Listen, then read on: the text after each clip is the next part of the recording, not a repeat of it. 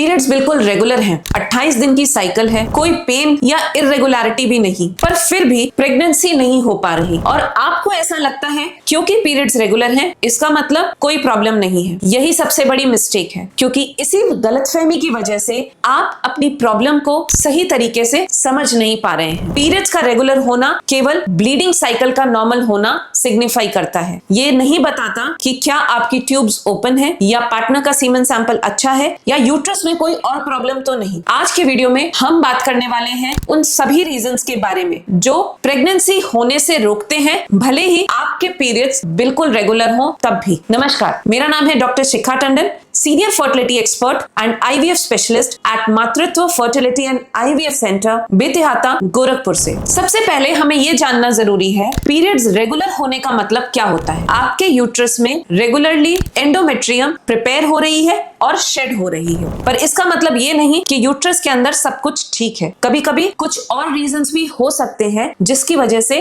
आपको पीरियड्स तो नॉर्मल है बट प्रेगनेंसी अचीव नहीं हो पा रही। अब हम बात करने वाले हैं उन सारे रीजंस के बारे में जो हिडन फैक्टर्स हो सकते हैं आपकी प्रेगनेंसी अचीव ना हो पाने में। Number 1, silent ovulation. ये एक बहुत कॉमन प्रॉब्लम होती है। कई महिलाओं को ऐसा लगता है कि पीरियड्स नॉर्मल होने का मतलब है ओव्यूलेशन होता है। ऐसा जरूरी नहीं है। बहुत बार आपको एनओव्यूलेटरी साइकिल्स भी हो सकती हैं, मतलब पीरियड्स तो आ रहे हैं, बिना एग की रिलीज के पीरियड्स हैं। आप उसमें प्रेगनेंसी नहीं अचीव कर सकते, भले ही आपके पीरियड्स नॉर्मल भी हैं तब भी। इसका पता लगाने के लिए हम चेक कर सकते हैं डे 21 पर आपके प्रोजेस्टेरॉन लेवल्स, या अल्ट्रासाउंड के द्वारा आपकी फॉलिकुलर मॉनिटरिंग के द्वारा इसको डिटेक्ट किया जा सकता है कि क्या ये साइकिल ओव्यूलेटरी है या एनओव्यूलेटरी है। Number 2, blocked fallopian tubes. ये एक हिडन कॉज हो सकता है आपकी प्रेगनेंसी अचीव करने में होने वाली प्रॉब्लम का। अगर ट्यूब्स आपकी ब्लॉक होंगी तो आपके पीरियड्स रेगुलर होते हुए भी एग रिलीज को ट्यूब्स तक नहीं पहुंच पाएंगे, चाहे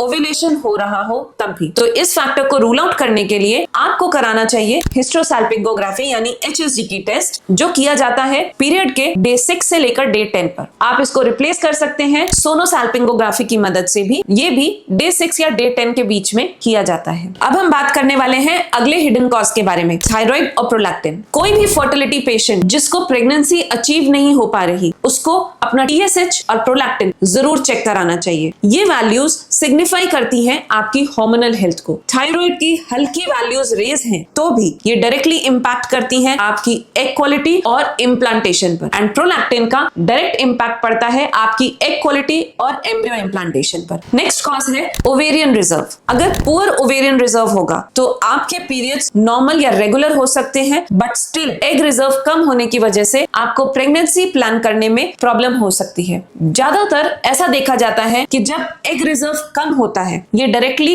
एज से रिलेटेड होता है, पर आजकल बहुत सी ऐसी लेडीज हैं जिन्हें 30 इयर्स से कम की एज में भी एग रिजर्व कम होने की प्रॉब्लम हो सकती है, जिसे हम बोलते हैं पुअर ओवेरियन रिजर्व या अर्ली मेनोपॉजल सिम्टम्स। इसकी वजह से फीमेल्स को पीरियड्स एकदम रेगुलर आते हैं, कभी कभी 25 या 26 दिन की साइकिल हो जाती है, और शॉर्ट साइकिल्स सबसे पहला इंडिकेटर होता है पुअर ओवेरियन रिजर्व का। इसे जरूर रूल आउट करना चाहिए आपको AMH के टेस्ट की मदद से या अपने डे 2 के अल्ट्रासाउंड में, जिसमें हम चेक करते हैं आपके एंट्रल फॉलिकुलर काउंट। अब हम बात करने वाले हैं अगले हिडन फैक्टर के बारे में, जो है यूट्राइन पॉलिप्स या सेप्टम। कभी कभी प्रेगनेंसी ना होने का रीजन एम्ब्रियो या गैमेट्स नहीं, यूट्रस भी हो सकता है। अगर आपकी एंडोमेट्रियम रिसेप्टिव नहीं है, उसमें कोई गांठ, पॉलिप्स या फाइब्रॉइड्स हैं या सेप्टम है, जिसकी वजह से आपको प्रेगनेंसी अचीव नहीं हो पा रही, चाहे आपके पीरियड्स नॉर्मल हो, रेगुलर हो तब भी। इसको रूल आउट करने के लिए आपको जरूरत पड़ सकती है एक ट्रांसवेजाइनल स्कैन या हिस्ट्रोस्कोपी के द्वारा इसे करेक्ट किया जा सकता है। और अब हम बात करने वाले हैं अगले हिडन फैक्टर के बारे में, जो है मेल फर्टिलिटी फैक्टर्स। अगर स्पर्म हेल्थ खराब होगी तो उसकी वजह से भी आपको प्रेगनेंसी अचीव करने में दिक्कत आ सकती है, चाहे आपके पीरियड्स रेगुलर हो। कभी कभी स्पर्म की काउंट, मोटिलिटी और मॉर्फोलॉजी